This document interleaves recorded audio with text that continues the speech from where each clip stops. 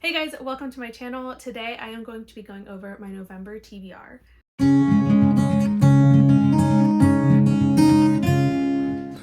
So coming out of Halloween weekend, I feel like my November is going to be very tame, and I kind of have no idea what to expect about what I'm actually going to end up reading throughout the month. But I did put together a tentative TBR. I tend to be a pretty mood reader type. I tend to be a mood reader more than anything else. So when I go to pick up my next book, it's kind of like whatever I feel like reading in that moment.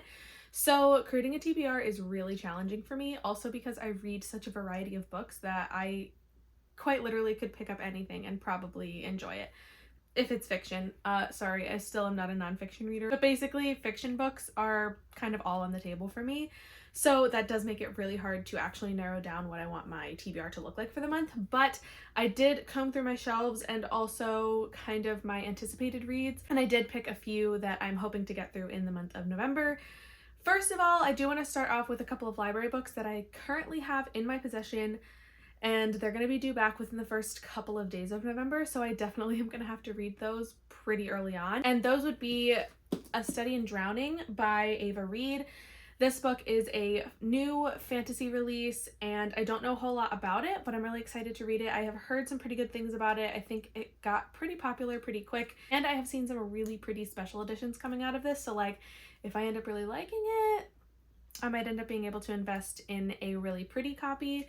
And I love fancy books, so that doesn't help my wallet, but it helps my soul. The story follows Effie, who has a really high appreciation for her favorite author, I believe, and the author dies, and she is participating in a competition to redesign his home, his manor house.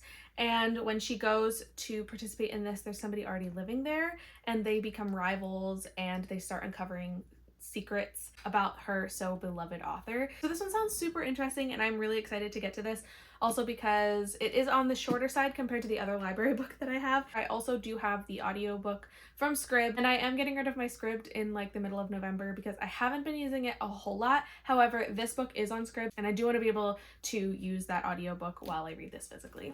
The next book that I have from the library is Curious Tides by Pascal Lascelles. And this one, again, I don't know a whole lot about it, but I heard some pretty good things about it. And I have a tendency to want to grab new books that I feel are going to be good so that I can give them a shot. And in my library system, if I act quickly enough, I can usually get it when there's no wait. So that's what I did with this one. It was actually available the day I went to the library to get my other one, so I was able to get this as well. And this story follows Emery, who is a student at a magic college, and she discovers that she has healing abilities. So a lot of the story is going to be her discovering what those abilities entail, what she can do with them, how to control them. But then at some point, I believe she also is going to be investigating drownings of other students, and I think some of the students may have a connection to her in some way. And so there's going to be an investigation, her personal investigation into what happened, along with the closed off mysterious guy from the school that's, I guess they're probably gonna end up teaming up. And so this one sounds really good, but it is a lot thicker than A Study in Drowning, so I'm hoping I can get through both of these. This one is also unscribed with the audio, so I'm hoping to get through both of these pretty quickly. When I have physical and audio, it should hopefully go a little bit quicker. So that is probably going to be the start of my month, is getting through these books before they're due back to the library, and also before I lose my Scribd account. The next book on my TBR is going to be a NetGalley arc that I got a while back, and I just never got around to reading it, but this book releases on my birthday, so I really want to be able to read it before it comes out. This book is called The Kingdom of Sweets by Erica Johansson. This is a retelling of The Nutcracker. Now, I don't typically read retellings, and there's no reason for that. It's just I don't typically end up picking them up. But I'm going to give this a shot. I love the story of the Nutcracker. For any of my Barbie fans, Barbie and the Nutcracker, the one Christmas movie that I always watch every single year because it is fantastic. And because I love the Nutcracker, and also the Nutcracker ballet, I have seen the ballet done in person and it is beautiful. So I love the story of the Nutcracker, and The Kingdom of Sweets is a retelling of this story, but I think it has some thrillery suspense elements to it. So I'm really excited to see where this one goes. And I have the ebook, so I'll be reading that on my Kindle. And again, it does release at the end of November, so I have some time to like get that done before the month is over. But I am really excited to get to this one, and also because I really need to start checking off some of these books that are on my NetGalley to review list, because the list was getting pretty long. So hopefully being able to check one of those off will be good as well. And then following The Kingdom of Sweets, because apparently I'm getting into a retelling month, the next book is actually a series that I want to read in November, and that is Sky Without Stars by Jessica Brody and Joanne Rendell.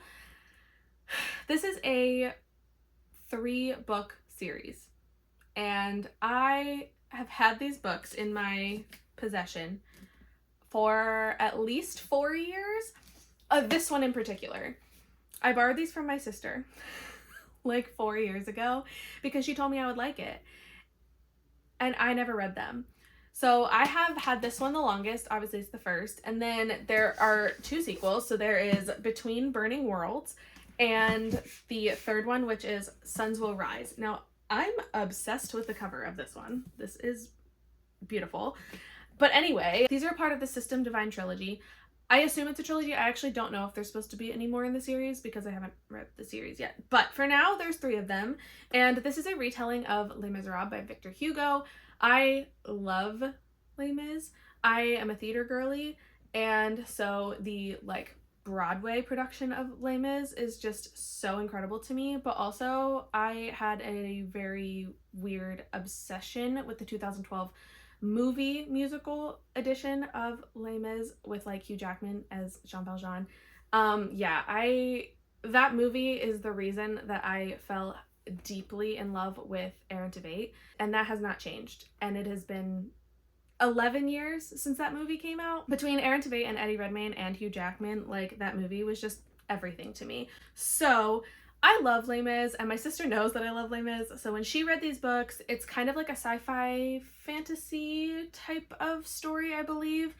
And it is like Les Mis in space, which doesn't sound like it should work, but like I'm really excited to give this a shot. They are so large. So these have been very intimidating to me. That is why they've been on my shelf for so long, because I just can't bring myself to like read this. It's so big. It's so big. And the first one's the shortest. Like they get bigger as they go, which is terrifying. And one of the reasons why I haven't read it yet. However, I am going to buckle down and I'm going to do this because I can't hold them hostage anymore. I have had these books for way too long. And I keep telling my sister, like, yes, I'm going to read these and I'm going to give them back to you. And then I never do it. So I'm going to do it, okay? I'm telling you now that I'm going to read these books. At the very least, I am going to read the first one. Obviously, if I don't like them enough to read the rest, then I won't read the second and third. But I am at the very least going to be reading the first book in this series this month because I need to. Like, I need to do this for myself more than anyone else because my sister doesn't care. Like, she knows that I have them. She knows they're safe. But, like, I need to read them for myself because I'm tired of holding them hostage after so long. So those are a big part of my TBR because they're so large and intimidating. I'm like afraid that that's like all I'm gonna get to for the month. So that's kind of terrifying for me. But you know, I am still excited because like I said, I love Les Mis, and this is gonna be a retelling month apparently because I'll be reading The Nutcracker and Les Mis, even though they are completely different things. So I just hope that this goes well, but we shall see. The next book up on my list is the very, very highly anticipated Iron Flame by Rebecca Yarros, the sequel to Fourth Wing. Anyone who has read Fourth Wing and loved it, you know you are probably anticipating this just as much as I am, but I am so excited for this book to come out. I devoured Fourth Wing like so quickly. And I will be rereading Fourth Wing in the days right before the release, and then I'm planning to go to one of the midnight release parties at a local, I think I'll probably go to Barnes & Noble, but I think there's a Books A Million that's also having one, so I'm not quite sure where I'm going for the midnight release party, but I will be going, because this is going to be so much fun, and I miss midnight releases. Like, I have not even, like, heard of them happening in a very long time, and so for this book to have one, I'm super excited, and, like, I have needed the sequel since I put the first one down, as most people would say after they finished and were obsessed with Fourth Wing. So I'm just really, really excited for the sequel to this series. The only sad thing is that like you get the sequel and you devour it super quick, and then you know like, I have to wait another like who knows how long before the next book comes out. So that's a little sad, but like I don't even care. I'm not thinking about that. I am thinking about how excited I am to keep going on this Violet and Xaden story because I am obsessed. So that is a super highly anticipated release for November 7th, and then I will be reading it as soon as I get it. I can't believe I didn't even mention that one first. That should have been the first thing on my brain, but like 100% will be reading that as soon as I get it. After all of those books, because that's already quite a lot to read, especially if I end up really liking Sky Without Stars and I move through all 3 of those books. They are so big. They're going to take me forever to get through. So I don't know how much time I'm even going to have left in the month, but a couple other books that I have on my list. One, I do want to read The September House by Carissa Orlando. This book is the November pick for the Lights Out Book Club hosted by Sav from Riveting Reads, and I'm really excited to read this. I know it's been a book club pick for I think 1 or 2 other book clubs recently, and I didn't get around to reading it, but I am adding it to my November TBR, and I'm hoping that I can get it from my library. I don't have it, and the holds for Libby were like 2 months long, so I don't know if I'm gonna get it from there, but I believe that my physical library, like I'm still in line for a hold for it, but they have multiple copies within our library system, so I think I should be able to get it in November, and I'm hoping that I can get it in time. But I do want to read that one. It sounds like it's going to be really spooky, really creepy, and just like I'm really excited for it because I have heard some pretty good things about it. So that is on my list for sure. I would mention my own book club's book pick, which is Midnight is the Darkest Hour by Ashley Winstead, but I did read that in October, so that is not on my November TBR, although I will have to refresh myself with it before we have our live discussion for November. But after all of those things, I do have 3 more books that I'm going to put on my TBR as like things I want to get to, but don't necessarily need to this month in particular. It's just like books that I feel like I should probably read. The first one is The Wishing Game by Meg Schaefer. This is a book that I got from Book of the Month, and I'm just really behind on reading my Book of the Month books, which is why I kind of skipped a couple of months in there because I didn't want to keep getting books that like I didn't know if I would ever get to. So I'm kind of waiting for people to read them and let me know that they're good before I get them.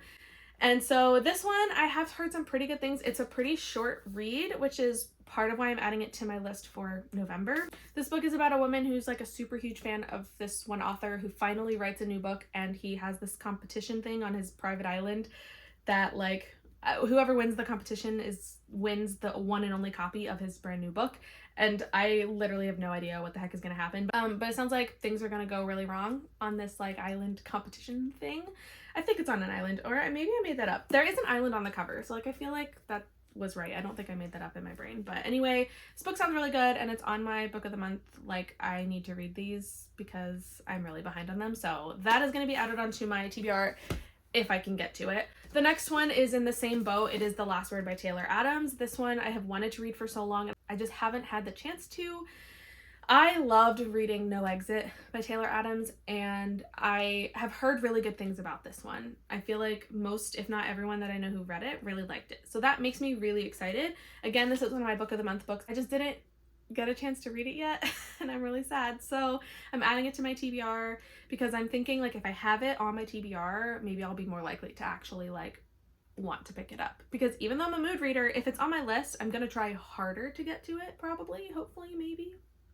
So that's why this one's going on, because I have previously loved Taylor Adams and I've heard good things about this one. I actually have no idea what this one is about. So that's going to be a really fun mystery, because I would open it up and try to figure it out right now, but I kind of want to go in blind. I kind of feel like I went in blind to No Exit as well.